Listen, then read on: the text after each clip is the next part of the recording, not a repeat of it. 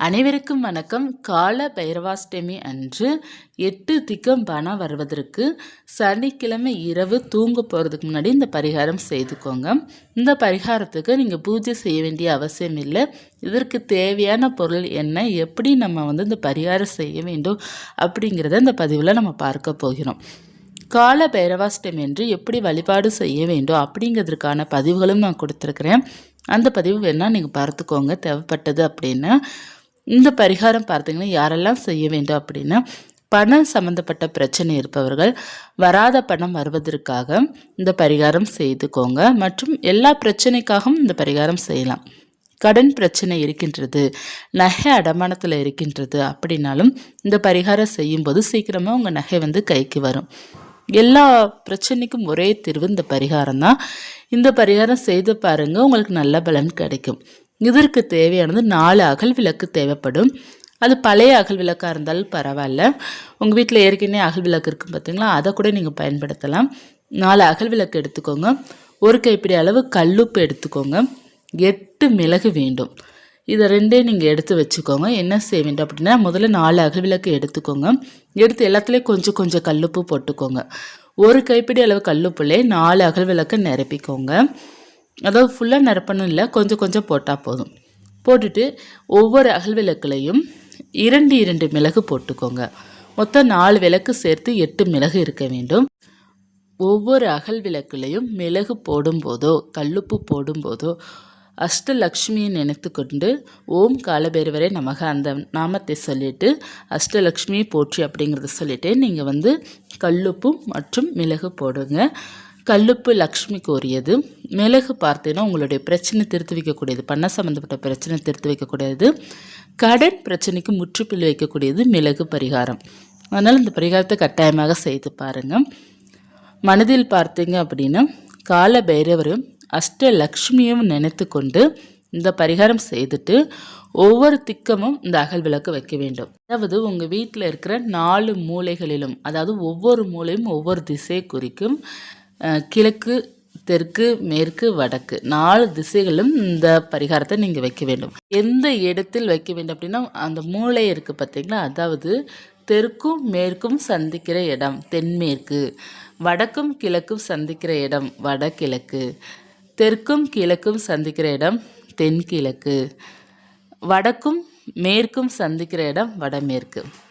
அந்தந்த மூலையில் நீங்கள் வைக்கணும். 4 மூலையில் வைக்கணும். இப்போ தென்கிழக்கில் பார்த்தீங்கன்னா உங்களுக்கு கிச்சன் இருக்கும். ஸோ அந்த இடத்துல நீங்கள் கேசடுப்பை வச்சுருப்பீங்க.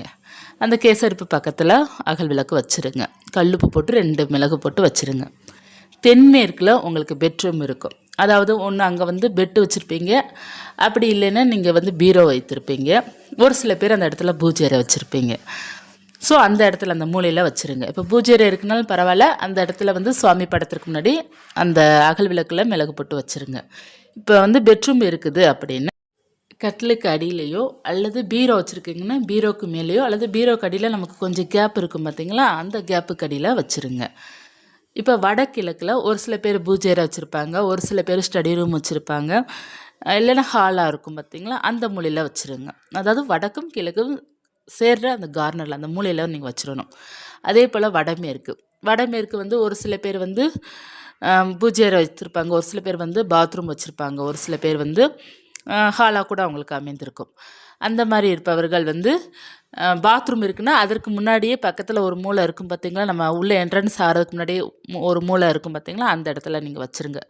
பாத்ரூம்குள்ளே வைக்க வேண்டாம், வெளியவே ஒரு மூலையில் ஒரு ஓரமாக வச்சுருங்க. நல்ல பலன் கிடைக்கும். பாத்ரூமில் வைத்தாலும் தவறு கிடையாது. ஏன்னா ஒவ்வொருத்தருக்கும் ஒவ்வொரு மாதிரி அந்த இடத்துல அமைந்திருக்கும் பார்த்தீங்களா, அந்த கார்னரில் வச்சுருங்க. அடுத்து பார்த்தீங்க அப்படின்னா ரொம்ப முக்கியமானது, இப்போ எனக்கு 4 கார்னர் பார்த்தீங்கன்னா எனக்கு கண்டுபிடிக்க தெரியல அப்படி இருப்பவர்கள் ஏதாவது ஒரு அறை எடுத்துக்கோங்க. கிச்சன் கூட நீங்கள் எடுத்துக்கோங்க. கிச்சனில் தென்கிழக்கு கேசடுப்புலையும், இந்த பக்கம் சிங்க் இருக்கும் வடகிழக்கு சைடு, அதற்கு பக்கத்துலேயும் பின்னாடி உங்களுக்கு செல்ஃப் வச்சுருப்பாங்க. எப்படி இருந்தாலும் நமக்கு அந்த பொருள் வைப்பதற்கு செல்ஃப் இருக்கும். தென்மேற்குலையும் வடமேற்குலையும் வச்சுருங்க. ஒரே ரூமில் 4 பக்கமும் அல்லது நம்ம வீட்டில் 4 மூலையிலும் கட்டாயமாக வைக்க வேண்டும். ஏதாவது ஒரு இடத்த நீங்கள் சூஸ் பண்ணிக்கோங்க. வீட்டில் ஒவ்வொரு மூலையிலும் 4 பக்கம் வைக்கிறது தான் ரொம்ப சிறப்பானது. ஏன்னா ஒவ்வொரு திசைக்கும் நம்ம ஒவ்வொன்று வைக்கிற மாதிரி இருக்கும். ஒரே அறையில் பார்த்தீங்கன்னா 4 மூலையிலும் வைக்கலாம், தவறு கிடையாது. அது நீங்கள் கிச்சனாக எடுத்துக்கலாம் அல்லது பூஜையாக எடுத்துக்கொள்ளலாம். அப்படி இல்லைன்னா பெட்ரூமாக கூட நீங்கள் எடுத்துக்கொள்ளலாம். எடுத்துகிட்டு 4 மூலையில் கூட நீங்கள் வைத்துக்கோங்க, ஒன்றும் தவறு கிடையாது.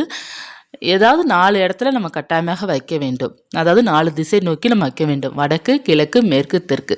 இந்த 4 திசையில் நம்ம வைப்பது நமக்கு எல்லா பிரச்சனையும் நமக்கு தெரிந்து நமக்கு 8 திக்கமும் நல்ல ஒரு பணவரவு நமக்கு இருக்கும். வராத பணமும் வரும், அஷ்டலக்ஷ்மி கடாட்சம் கிடைக்கும் நமக்கு. இந்த 8 மிளகும் மற்றும் கல்லுப்பும் நீங்கள் நினைத்தது நினைத்தபடியே நடத்தி வைக்கும். இந்த பரிகாரம் ரொம்ப பவர்ஃபுல்லாக இருக்கும், செய்து பாருங்கள். இதை நீங்கள் எப்போது எடுக்க வேண்டும் அப்படின்னா ஒரு 2-3 நாட்கள் கழித்து நீங்கள் எடுக்கலாம். திங்கட்கிழமை எடுக்கலாம், அல்லது புதன்கிழமை எடுக்கலாம், வியாழக்கிழமை எடுக்கலாம். வெள்ளி செவ்வாயை தவிர மற்ற கிழமையில எடுத்து இது கால்படாத இடத்துல நீங்கள் போட்டுருங்க. ரொம்ப நல்ல பலனை கொடுக்கக்கூடிய பரிகாரத்தை செய்து பாருங்கள், நல்ல ரிசல்ட் கொடுக்கும். உங்களுக்கு தீராத கடன் பிரச்சனை தீரும், மற்றும் நகை அடமானத்தில் இருக்குது அப்படின்னா கூட அதுவும் உங்கள் கைக்கு வந்து சேரும்.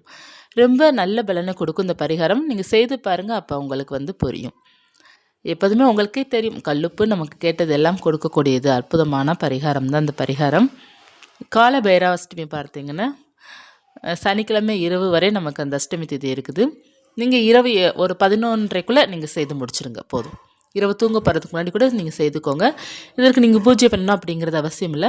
வீட்டில் வந்து பூஜை பண்ணுறீங்க பைரவருக்குனாலும் ரொம்ப சிறப்பு தான். பக்கத்தில் ஆலயத்திற்கு போய் வழிபாடு செய்ய போகிறீங்கனாலும் சிறப்பு தான். பூஜையை பண்ண முடியல அப்படின்னா கூட செய்து கொள்ளலாம். இப்போ மாதவிடாய் இருக்குது அப்படின்னாலும் இந்த பரிகாரம் தாராளமாக செய்து கொள்ளலாம், ஒன்று தவறு கிடையாது. இப்போ மாதவிடாய் இருக்கிறனால நீங்கள் பூஜை செய்ய முடியாது இல்லையா, அவர்கள் எல்லோருமே இந்த பரிகாரத்தை செய்துக்கோங்க. மிக சிறப்பான பலனை கொடுக்கக்கூடிய இந்த பரிகாரத்தை கட்டாமல் எல்லாரும் செய்து பாருங்கள், நல்ல பலன் கிடைக்கும். இந்த பதிவு உங்களுக்கு உபயோகமாக இருந்ததுன்னா லைக் பண்ணிக்கோங்க. இது போன்ற ஆன்மீக தகவலுக்கு சேனல் சப்ஸ்கிரைப் பண்ணி வச்சுக்கோங்க. நன்றி.